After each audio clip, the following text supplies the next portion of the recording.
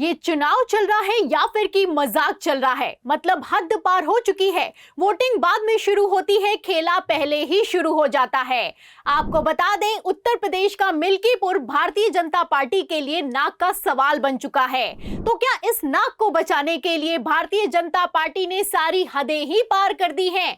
आपको बता दें, खबर निकलकर सामने आ रही है, बूथ कैप्चरिंग चल रही है, फर्जी मतदान चल रहा है, मुसलमानों को वोट डालने से रोका जा रहा है। एक तरफ खबरें निकलकर सामने आई है, वहीं दूसरी तरफ अखिलेश यादव ने तो एसएसपी को रंगे हाथों पकड़ लिया है। जी हां, कोई छोटा मोटा अफसर नहीं बल्कि एसएसपी को रंगे हाथ पोलिंग बूथ पर पकड़ा गया है। अब इसके बाद से तो बवाल खड़ा हो गया है। तो फिलहाल सपा ने क्या एक्शन लिया है, चुनाव आयोग ने क्या रिएक्शन दिया है और राजीव कुमार ने इन सब पर क्या सफाई दी है, आपको बयानों समेत खबरें दिखाएंगे। और कैसे चुनाव आयोग ने भी सख्त एक्शन लेते हुए कैसे तत्काल प्रभाव से पाबंदी लगा दी है, उस पर भी आएंगे।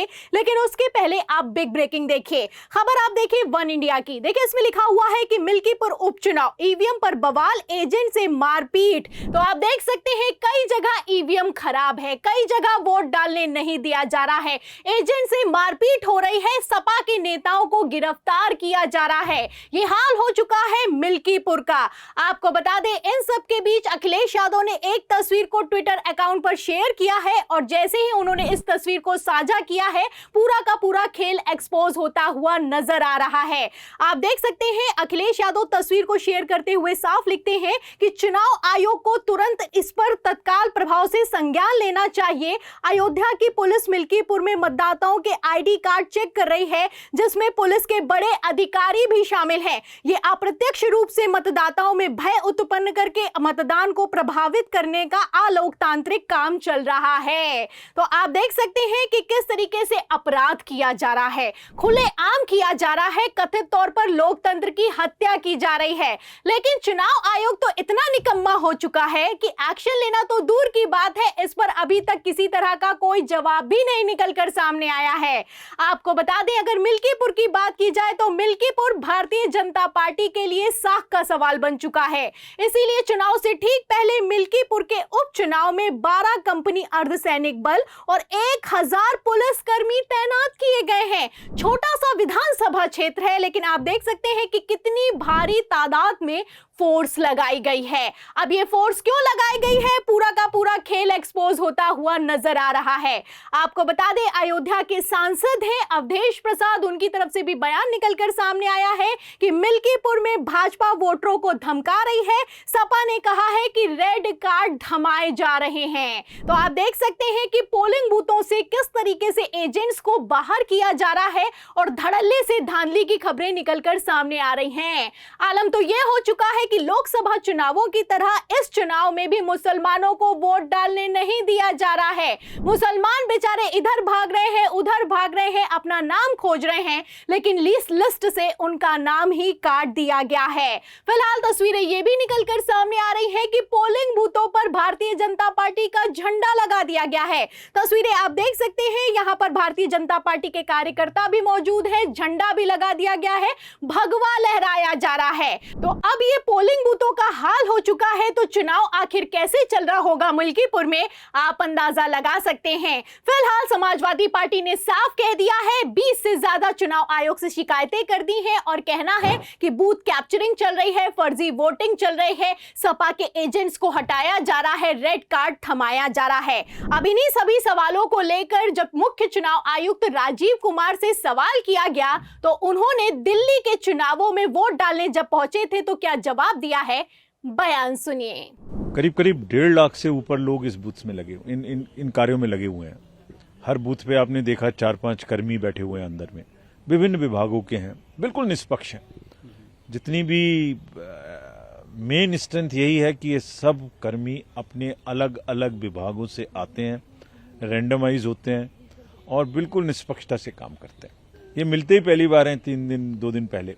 तो इनको मतलब बिल्कुल निष्पक्षता से काम करते हैं। तो सुना आपने, जब राजीव कुमार से सवाल किया गया है तो उन्होंने इतनी बार निष्पक्षता बोल दिया है कि इनकी निष्पक्षता पर ही सवाल खड़े होते हैं। कहना है कि अधिकारी अच्छे से काम कर रहे हैं, निष्पक्ष हैं। अब कितने निष्पक्ष हैं इसका अंदाजा आप इस बात से लगा सकते हैं कि पोलिंग बूथों पर ही भारतीय जनता पार्टी के नेताओं को अधिकारी बना दिया गया है। फिलहाल यहां पर मैं आपको बता दूं कि रिटायरमेंट के ठीक पहले राजीव कुमार का ये आखिरी चुनाव है और इस चुनाव में राजीव कुमार अपनी बेस्ट परफॉर्मेंस देना चाहते हैं। ऐसे हालातों में सवाल यह खड़ा होता है कि क्या मिल्कीपुर का चुनाव भारतीय जनता पार्टी को जिताने के लिए कुछ भी चल रहा है। फिलहाल मैं आपको बता दूं, चुनाव आयोग चारों तरफ से खेला कर रहा है। एक तरफ मिल्कीपुर में क्या चल रहा है आप तस्वीरें देख सकते हैं, वहीं दूसरी तरफ 6:30 बजे तक के लिए एग्जिट पोल पर भी पाबंदी लगा दी गई है। खबर निकलकर सामने आई है कि चुनाव आयोग ने सख्त निर्देश दिए हैं कि 6:30 बजे तक किसी तरह का कोई एग्जिट पोल जारी नहीं किया जाएगा। आप अच्छे से जानते हैं, अगर महाराष्ट्र की बात की जाए, हरियाणा की बात की जाए तो किस तरीके से गोदी मीडिया के एग्जिट पोल तक में भारतीय जनता पार्टी हार गई। ऐसे हालातों में चुनाव आयोग इस बार किसी तरह का कोई रिस्क नहीं लेना चाहता है। लेकिन यहां पर अगर मिल्कीपुर की बात की जाए तो यहां पर भारतीय जनता पार्टी चाहे अपनी जितनी भी ताकत लगा ले, बीजेपी का जीतना नामुमकिन दिखाई दे रहा है। आपको बता दें, सट्टा बाजार का सर्वे निकलकर सामने आया है जिसमें भारतीय जनता पार्टी का सुपड़ा साफ हो गया है। खबरें निकलकर सामने आ रही हैं कि बीजेपी की नाक कटने वाली है। जितनी बुरी तरीके से ये लोग अयोध्या हारे थे, उतनी ही बुरी तरीके से अयोध्या के अंडर आने वाला मिल्कीपुर हारने वाले हैं। आप देख भी सकते हैं, हमने अपने चैनल पर दर्शकों से सवाल भी किया है कि कौन जीतेगा मिल्कीपुर चुनाव, तो इस पर 94% से ज्यादा लोगों का कहना है कि समाजवादी पार्टी जीतने वाली है।